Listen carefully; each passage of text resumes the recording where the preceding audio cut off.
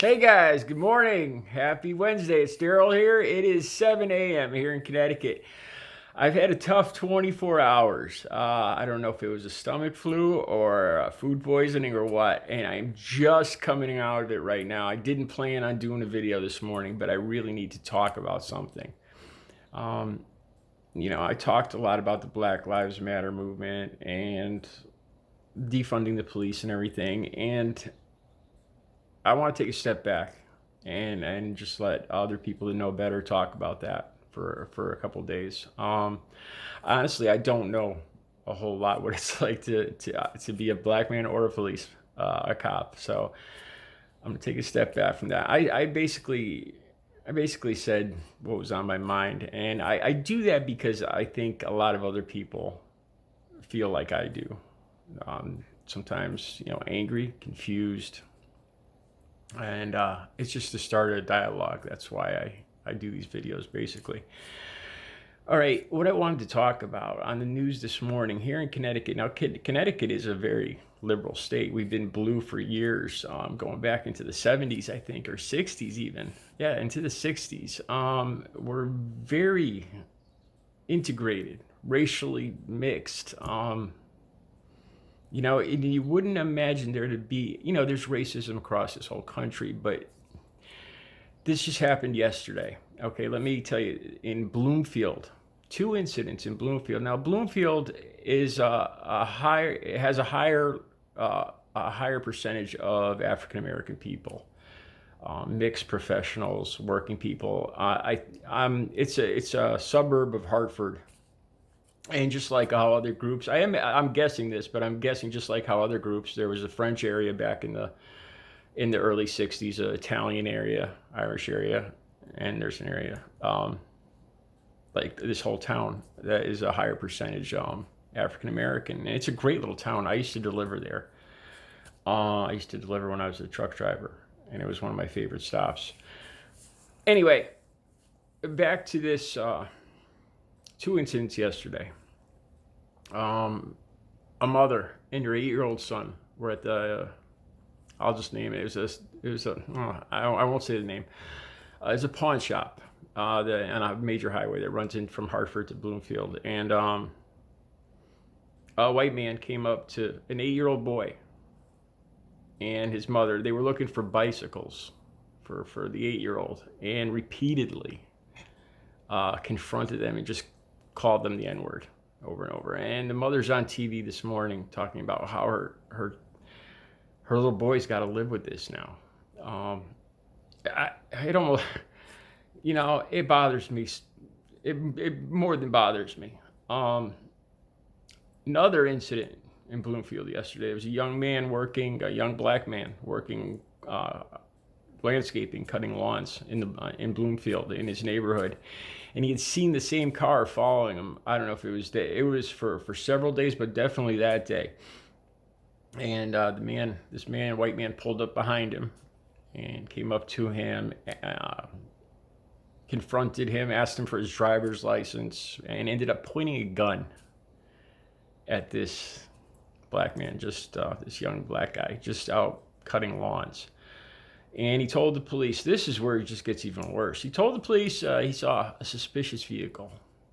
It sounded so much like the Ahmaud Arbery case that you have to wonder if this guy was doing it just a copycat. But I don't think so. All right, so here's the bail. They got him for the piece, what's it called? Disturbing the peace. I'm sorry. Disturbing the peace. His bail was set at $1,500. He's probably out of jail right now. $1,500 for threatening this black guy's life with a gun. $1,500 bail. It's like a joke. The mother was on TV this morning saying that this is what the town says or thinks her son's life is worth, $1,500. The town manager was on TV saying that a white guy saying that they followed they did what they could, and they charged him with the appropriate crime, the appropriate charges, and the bail commissioner is the one that sets the bail. So basically, excuses and passing the buck.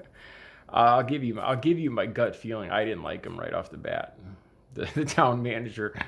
I don't know. Sometimes you get a vibe for people, if they're telling the truth, or if they have underlying contempt, and they're just saying what they have to get out of a situation. And this is just my opinion. Just my opinion.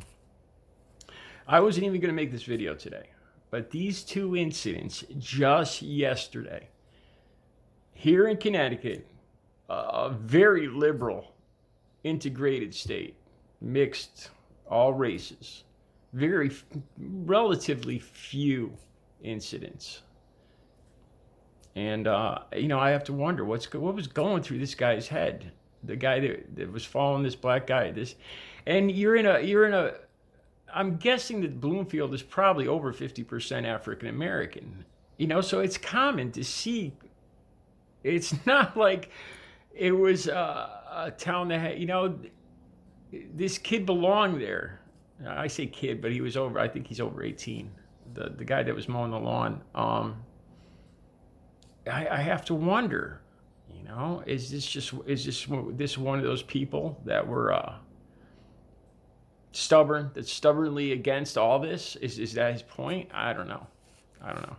You know what bothers me the most, though, and why I made this video, is I was just thinking about that 8-year-old boy.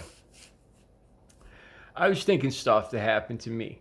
I remember riding my bike around the park where I grew up, and a car pulled up, and they all started screaming at me. And it was just a bunch of kids, and it scared the hell out of me. I fell off my bike. I ran down into the water. And I still remember this. That stuff traumatizes you for the rest of your life. I feel bad, man. I don't know. If anything, it just says that this is more necessary now than ever. There has to be change. If any way that yesterday when I talked in the video, I wasn't sure how. I didn't know what defund the police meant, or demolish or disband the police. I didn't know what that meant. And I knew from people around that I talked to how the more conservative Trump supporter kind of crowd is going to take it, and the way they're going to spin it.